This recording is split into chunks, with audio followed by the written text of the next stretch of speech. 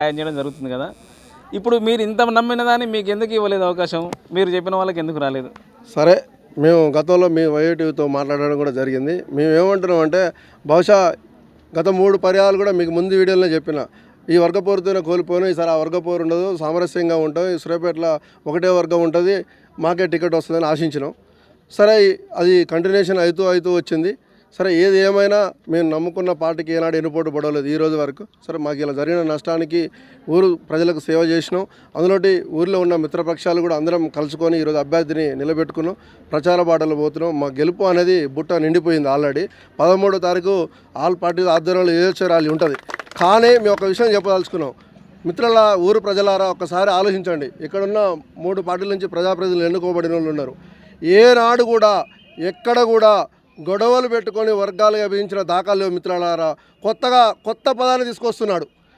వీళ్ళు వస్తే, ఈ కమ్యూనిటీ వస్తే గొడవలు అవుతాయి అని కొత్త రాగాన్ని ఎత్తుకొని కొత్త పదాలు, చిలక పలుకులు, చిలక రాగాలు తీస్తున్నాడు. అది తప్పు. మేము చెప్తున్నాం, ఎవరు ఇలా ఏ వర్గంలో ఉన్న సంబంధించిన పిల్లలు కానీ తండ్రులు కానీ మా వల్ల ఎక్కడైనా గొడవలు అయినవి ఉంటే చూపించమని చెప్పండి.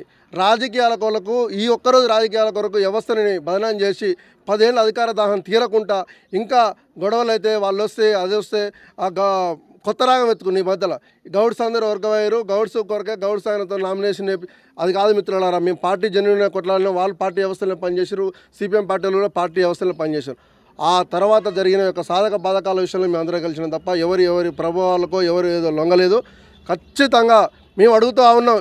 మేము కూడా గతంలో అందులో పనిచేసినాం సోదాగా. ఇప్పుడు మా సజన్న గారు, మా సర్పంచ్ గారు చెప్పినట్టుగా వ్యక్తిగతమైన డెవలప్మెంట్ ఏం చేసినావో చెప్పమని అడుగుతున్నాం. ప్రభుత్వం ద్వారా వచ్చే నిధులు అనేవి మన రాజ్యాంగంలో ఉంది. ఎవరు అధికారంలో చట్టసభలో ఉంటే వారికి ఆ రంగంలో ఆ టైంలో రావాల్సిన నిధులు వస్తాయి. వాటికి ఎవరు అతిథులు కాదు, అది ఏ పార్టీ అయినా కావచ్చు.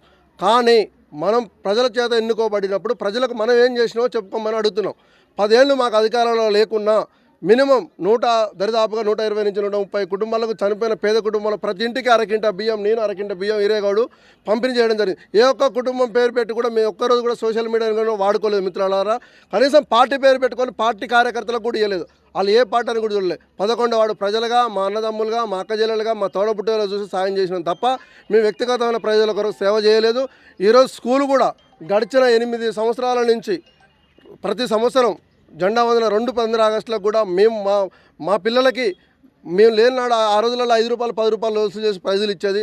అట్లా ఉండొద్దు. ఆ స్కూల్లో పేద పిల్లలు చదువుతున్నారని చెప్పేసి 25 వేల రూపాయలు పెట్టి ప్రైజ్ డిస్ట్రిబ్యూషన్ చేస్తూ వారికి సహాయ స్కూల్ యొక్క ఆనందం, ఉత్సాహం కొరకు ఇంకా పిల్లలని మొబైలైజేషన్ పాడుపడుతున్నాం. మన పిల్లలకి టాయిలెట్స్ రూమ్లో వాటర్ లేవు, మోటార్ లేదంటే 25,000 రూపాయలు పెట్టి మోటార్ ఇప్పించిన నేను స్టేటస్ పెట్టుకోలే, పేపర్ రాయించుకోలే. 500 రూపాయల మీటరు స్టార్టర్ పెట్టి వాళ్ళు డప్పు కొట్టుకున్నారు. ఒక్కసారి ఆలోచించండి. 25,000 పెట్టిన 500 పెట్టిన మీటర్ స్విచ్ వచ్చిన వాళ్ళ ఒక్కసారి ఆలోచించండి. అందుకనే వర్గాలు లేవు, పంచాయతీలు లేవు.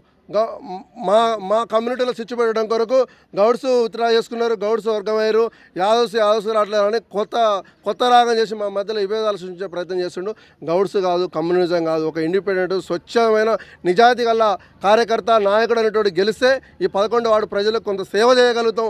వారికి మేమందరం కూడా తోడుగున్నాం. కమ్యూనిస్టు భావజాలం, గత 5 ఏళ్ళు సర్పంచ్ చేసిన సైదన్న అనుభవం, ఇటు పనిచేసిన శ్రీనివాసరెడ్డి గారు, కృష్ణన్న గారు అందరం ఉన్నాం. మేమందరం కలిసి ఉమ్మడిగా ఈ 5 ఏళ్ళు ఏ పార్టీ జోలికి పోకుండా గత ప్రభుత్వం సరే మళ్ళీ కొత్తగా ఉన్న ప్రభుత్వాలు వస్తే ఆలోచించి నిర్ణయం తీసుకుంటాం తప్ప ఈ 5 ఏళ్ళు చేసే ప్రతి కార్యక్రమంలో మా అందరి పాత్ర ఉంటుంది. ఒక్కరిగా గెలిచిన ఈరేగౌడ్ పాత్ర కూడా ఏముండదు. గెలిచి జనం మధ్యలో ఉన్నప్పుడు కూడా సమిష్టి నిర్ణయం తీసుకొని 5 ఏళ్ళు ఈ ఊరు ప్రజలకు సేవ చేస్తాం. ఊరు ప్రజలు కూడా కంకణబద్దులు అయ్యారు. పదే ముదిరాజ్ సంఘం సభ్యతలు చెప్పుకోక మిత్రులారా. ముదిరాజ్ సంఘానికి మల్లారెడ్డి గారు చేశారు, ముత్తాల సాయిల్ గారు చేశారు, చిత్తూరు కృష్ణ గారు చేశారు. మేము కూడా చేస్తున్నాం. ఈరోజు మేము కూడా సర్వీస్ చేస్తూ ఉన్నాం. దాన్ని నిజంగా నువ్వు సభ్యతలు తెచ్చినావు. 6 నెలల నుంచి అదే చెప్తున్నావు. ఎలక్షన్ కూడా నిన్ను ఇవ్వాలి వచ్చింది. మరి పంచవచ్చుగా మిత్రుడా, నువ్వు ఇవ్వచ్చుగా మిత్రుడా. ఓ ప్రెస్ మీట్ పెట్టి వాళ్ళ పంచాలి కదా, ఇవ్వాలి కదా. ఇవాళ ఒకరిద్దరిని అన్ని పార్టీలు తిరిగినా నాయకుని ముందర పెట్టి నువ్వు ఎల్లుంటే ఏది గెలిస్తే అదే నాయకుడు అయితే నువ్వు సంఘం పేరు చెప్పుకొని ఎట్లా మిత్రా? నువ్వు మొన్నటిదాకా టీఆర్ఎస్ ఉంటివి. మేము ఓడిపోయి బాధలు ఉంటే విజయోత్సవ ర్యాలీ తీసేసి టీఆర్ఎస్లా మళ్ళీ ఇవాళ వస్తే జై మల్లన్న అంటుంటే రేపు వస్తే మరి జై ఈరన్ అంటాడు. మళ్ళీ వస్తాడు, మా దగ్గరికి వస్తాడు. ఇక ఇదే ఎట్లా మిత్రమా? అది కాదు. కొద్దిగా ఆలోచించండి. సంఘం ముదిరాజ్ సంఘాన్ని కూడా పెద్ద కుటుంబాలు ఆలోచించండి. దయచేసి ఇక్కడ ఉన్న వాళ్ళందరూ పనిచేసిరు, మేము కూడా కలుపుకొని పోతాం. మీ అన్నదమ్ముల లెక్క, మీ కొడుకులు మిత్రుల లెక్క ఉంటాం, మీకు కూడా సేవ చేస్తాం. మేము రాజకీయాలకు అతీతంగా సేవ చేయాలనుకున్నాం. ఏనాడు కూడా రాజకీయ జెండా పెట్టుకొని మీ ఇళ్ళకి రాలే మిత్రమా. ఏ రోజు సర్వీస్ చేసినా స్వచ్ఛందంగా వచ్చినాం, స్వచ్ఛందంగా సేవ చేసినాం. మళ్ళీ కూడా మేము ఆ విధంగానే చేస్తాం.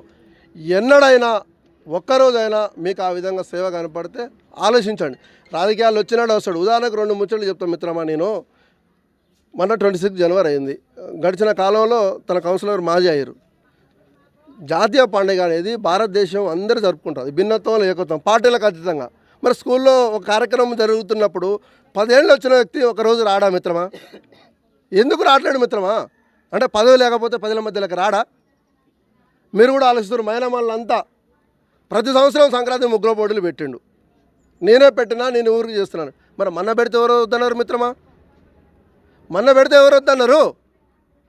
మొన్న ఎందుకు పెట్టలేదు? అంటే పదవి లేదు కాబట్టి పెట్టలేదు. ఏది ఉన్నా పదవి కొరకు పాకలోటం వాళ్ళు కాదు, ప్రజలలో సేవ చేసే వాళ్ళని ఎన్నుకొని 11వ వార్డు ప్రజలు ఆల్రెడీ డిసైడ్ అయ్యారు. బుట్ట గుర్తు ఓటు వేయడానికి కంకణ బదులు కట్టుకొని కూర్చున్నారు. మీరు 11వ తారీఖు నాడు ఉదయం 11 గంటలకు రాండి. ర్యాలీ ఉంటుంది, ఒక యాత్ర లెక్క జనం క్యూ కడతారు. 13వ తారీఖు నాడు రిజల్ట్ వచ్చినాడు మీ మైకులు సరిపోవు, ఆ ర్యాలీ విజయోత్సవాలు అంత సంబరంగా ఉంటుంది. ఆ సంబరానికి మేము పొంగిపోము. గెలిచిన తర్వాత కూడా మా అహంకారాన్ని తగ్గించుకొని అందరం కలిసి ఊరు ప్రజలకు ఏం కావాలన్నా శ్మశాన వాటిక కానీ ఇంకో మేజర్ ఒకటి ఉన్నది. మున్సిపాలిటీ విలీనం అయిన తర్వాత మాకు కొన్ని కోల్పోయినాం. ఉపాధి హామీ కోల్పోయినాం, కొన్ని వ్యవస్థలు కోల్పోయినాం. అయితే ఈ మున్సిపాలిటీలో కలిసిన తర్వాత మాకు గ్రామ పంచాయతీలు ఉన్నప్పుడు గ్రామ పంచాయతీ హౌస్ నెంబర్ మీద మేము ట్యాక్సీ కట్టేది. ఇప్పుడు మున్సిపాలిటీ విలీనం అయిన తర్వాత కొన్ని కోల్పోయినప్పుడు కొన్ని కావాలి మాకు. హౌస్ లోన్ పోతే ఈ గ్రామ పంచాయతీ ఉన్న లింక్ నెంబర్ మీద రిజిస్ట్రేషన్ అయితే హౌస్ లోన్ రావట్లే. అది ఏ నాయకుడు కూడా దాన్ని పట్టించుకోవట్లేదు. ఈ విలీన గ్రామ పంచాయతీలకి మున్సిపల్స్ లింక్ డాక్యుమెంట్లు లేకుండా మున్సిపాలిటీలో చట్టం చేసి ఆ బ్యాంకర్లకు అలాట్మెంట్ ఇచ్చి ఈ కూడా మున్సిపాలిటీ పరిధిలో మేము ట్యాక్సీలు కడుతున్నాం కాబట్టి ఆ ట్యాక్సీ ప్రామాణికం తీసుకొని అందరికి కూడా హౌస్ లోన్లు ఇవ్వాలని చట్టంలో కొట్లాడడం కొరకు మున్సిపాలిటీలో పరిధిలో కొట్లాడడం మా ఇందిరా గారు మాట్లాడతారు. దానికి 11 వారు ప్రజలకు ప్రత్యేకంగా హామీ ఇస్తున్నాం. అన్ని ఇండ్లకు కూడా గవర్నమెంట్ బ్యాంకులలో రుణాలు వచ్చే విధంగా దానికి చట్టం సపరేట్ జీవో చేయాలని దాన్ని చట్టంలో కొట్లాడడానికి మా ఇందిరా గారిని పంపిస్తున్నాం. కొట్లాడతారు. అది ప్రభుత్వం పాలకవర్గంతో కొట్లాడైనా అది మేము సాధిస్తామని తెలియజేస్తా ఉన్నాం.